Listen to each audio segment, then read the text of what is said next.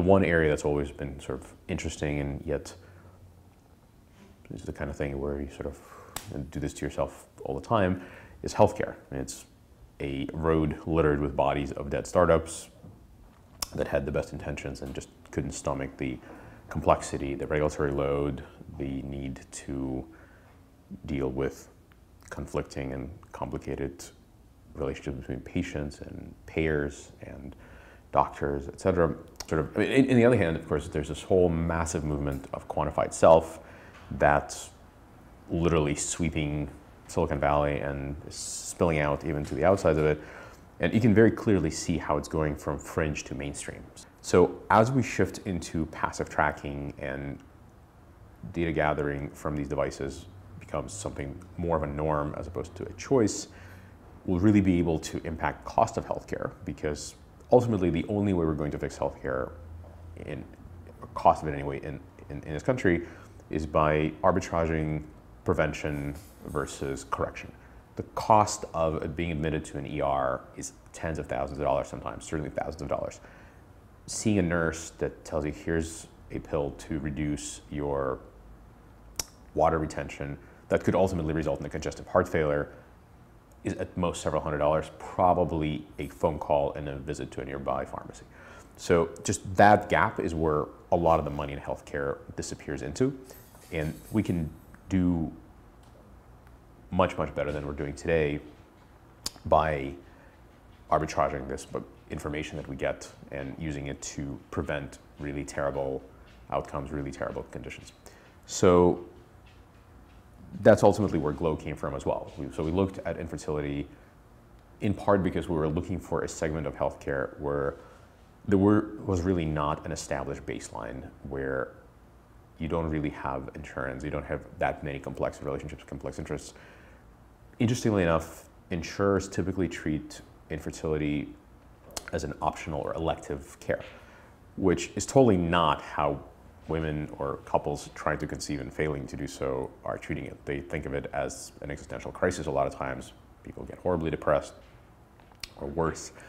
So being able to help there with the help of data seemed like an obvious choice, because any form of improvement it could offer would be an enormous leap from the current relatively sad baseline.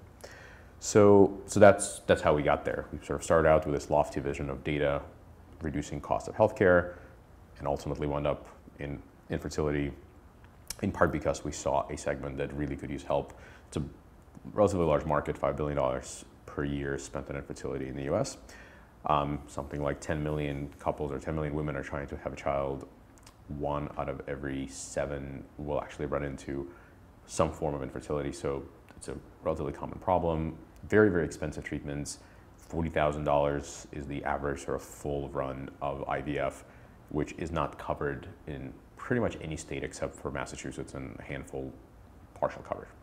So it seemed like an obvious thing. And then it turned out that one of my co-founders, Mike, who you'll meet in a little bit, actually went through a full year of trying and failing to conceive. And so when we sort of brainstormed around these various segments, said, oh, what about creating something that looks like an insurance policy or financial help for people failing to conceive? Said, I can tell you know a lot about failing to conceive. And said, who's that?